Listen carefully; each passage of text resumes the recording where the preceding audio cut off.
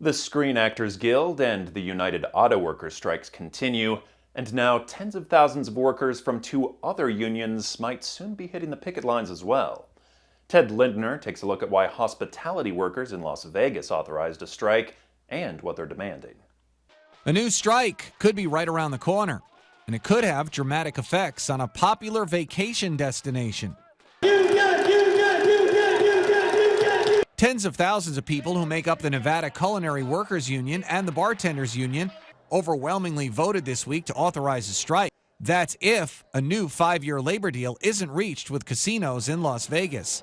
I will have the right to call a strike at any time. Talks are expected to begin next week, with workers asking for higher pay, reduced workloads, and better security.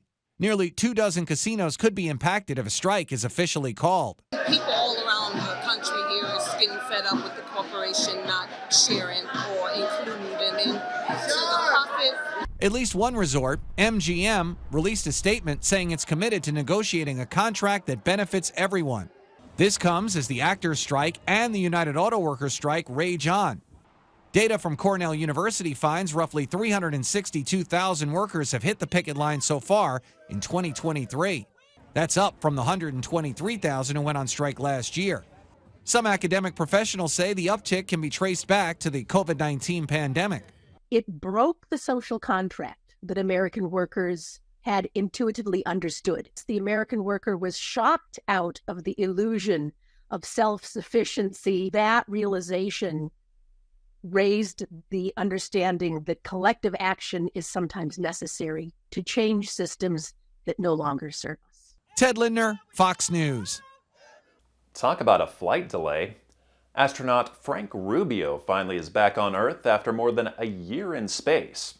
He was supposed to come home back in March, but a coolant leak in his ride meant he had to wait until this week to leave the International Space Station. Caroline Shively has that story. Touchdown. Touchdown confirmed at 6:17 a.m. Central Time. NASA astronaut Frank Rubio has finally ended his record-breaking stretch at the International Space Station. He touched down in Kazakhstan Wednesday after 371 days in space, longer than any other American. It's good to be home. It's a record that Rubio never intended to break. He was supposed to be at the space station for half a year, but his ride home got dinged by space junk and all the coolant drained out of the radiator. The next ship wasn't set to arrive for another 6 months, so Rubio's mission time was doubled. Had he known about the extra stay, I just would have had to say thank you, but no thank you. The Army doctor and helicopter pilot worked with an international crew, including Russian cosmonauts.